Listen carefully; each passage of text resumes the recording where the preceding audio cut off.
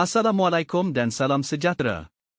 Saya Mr. AI akan memperkenalkan satu produk inovasi iaitu Smart AI Video BE. Projek ini memperkenalkan penggunaan video AI dalam mata pelajaran perniagaan. Inovasi ini dibangunkan berdasarkan model TPEC dan teori konstruktivisme yang menekankan pembelajaran berasaskan persekitaran. Projek ini berupaya meningkatkan kefahaman pelajar berkaitan peranan kerajaan dalam mengatasi masalah inflasi dan deflasi melalui dasar fiskal dan dasar keuangan.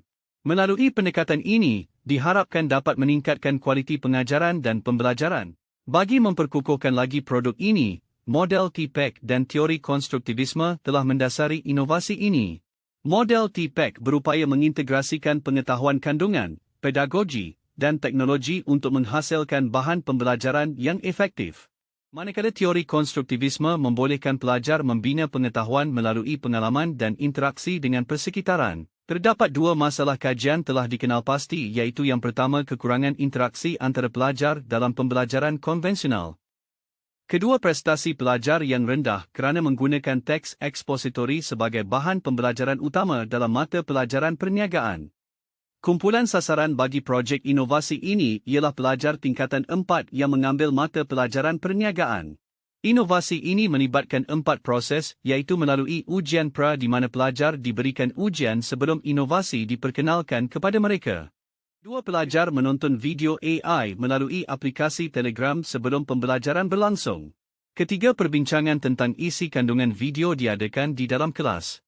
Pada proses yang terakhir pelajar diberikan ujian selepas sesi pembelajaran untuk menilai impak pembelajaran menggunakan video AI. Impak inovasi menunjukkan peningkatan prestasi pelajar berdasarkan perbandingan antara ujian pra dan ujian pasca. Penggunaan video AI sebagai alat bantu mengajar telah meningkatkan pemahaman pelajar terhadap konsep perniagaan yang kompleks, sekaligus meningkatkan interaksi dan prestasi pelajar dalam pembelajaran. Masalah ekonomi boleh dibahagikan kepada dua iaitu inflasi dan deflasi. Inflasi merujuk kepada peningkatan harga barang dan perkhidmatan secara berterusan. Deflasi ialah penurunan harga barang dan perkhidmatan secara berterusan. Kedua-dua masalah ekonomi ini boleh diatasi melalui dua dasar iaitu dasar fiskal dan dasar kewangan.